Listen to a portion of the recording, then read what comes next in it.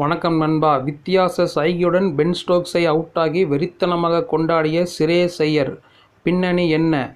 இங்கிலாந்துக்கு எதிராக ஹைதராபாத் நகரில் நடந்த முதல் போட்டியில் 28 ரன்கள் வித்தியாசத்தில் தோற்ற இந்தியா 5 போட்டிகள் கொண்ட டெஸ்ட் கிரிக்கெட் தொடரில் ஆரம்பத்திலேயே பின்னடைவை சந்தித்தது. இருப்பினும் விசாகப்பட்டினத்தில் நடந்த இரண்டாவது போட்டியில் சுதாரிப்புடன் செயல்பட்ட இந்தியா 106 ரன்கள் வித்தியாசத்தில் இங்கிலாந்தை தோற்கடித்து 1-1 என்ற கணக்கில் தொடரை சமன் செய்து அசத்தியுள்ளது.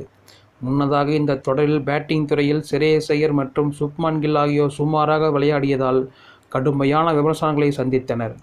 அதில் இரண்டாவது போட்டியின் இரண்டாவது இன்னிங்ஸில் சதமடித்து 104 ரன்கள் குவித்த சுப்மன் கில் இந்தியாவின் வெற்றியில் முக்கிய பங்கேற்றி ஃபார்முக்கு திரும்பி விமர்சனங்களுக்கு பதிலடி கொடுத்துள்ளார்.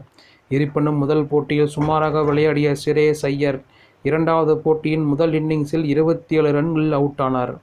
அதனால் இரண்டாவது இன்னிங்ஸில் சிறப்பாக செயல்பட வேண்டிய கட்டாயத்தில் பேட்டிங் செய்த அவர் கில்லுடன் சேர்ந்து 81 ரன்கள் பார்ட்னர்ஷிப் அமைத்து 29 ரன்கள் அடித்து நல்ல துவக்கத்தை பெற்றார். ஆனால் அப்போது டாம் ஹாட்லி வீசிய ஒரு பந்தை பவுண்டரி அடிக்க முயற்சித்த அவர் தூக்கி அடித்தார். இருப்பினும் சரியாக அடிக்காததால் கேட்சாக மாறிய அந்த பந்தை உள்வட்டத்திற்குள் இருந்து 20-30 மீட்டர்கள் வேகமாக ஓடிய பென் ஸ்டோக்ஸ் அபாரமாக பிடித்து அவுட் ஆக்கினார். அப்போது கேட்ச் பிடித்த மகிழ்ச்சியில் வேகமாக ஓடிய அவர் தன்னுடைய சுட்டு விரலை மடக்கியவாறு வித்தியாசமாக கொண்டாடி சிரேஸ் ஐயரை வெறுப்பேற்றும் வகையில் வழியனுப்பி வைத்தார். அதைத் தொடர்ந்து நடைபெற்ற போட்டியில் 399 ரன்களை இங்கிலாந்து துரத்தும் போது 194க்கு 5 என்ற இக்கட்டான நிலைமையில் களமிறங்கிய பென் ஸ்டோக்ஸ் நிதானமாக விளையாடி காப்பாற்ற முயற்சித்தார். இருப்பினும் அப்போது அஸ்வின் வீசிய 53வது ஓவரின் ஒரு பந்தை எதிர்கொண்ட பென் ஸ்டோக்ஸ் வேகமாக சிங்கிள் எடுக்க ஓடினார். அப்போது பதிலுக்கு எதிர்ப்புறமிருந்து ஓடிய பென் ஸ்டோக்ஸ் எளிதாக சிங்கிள் எடுத்து விடலாம் என்ற எண்ணத்துடன் சற்று மெத்தனமாக ஓடினார்.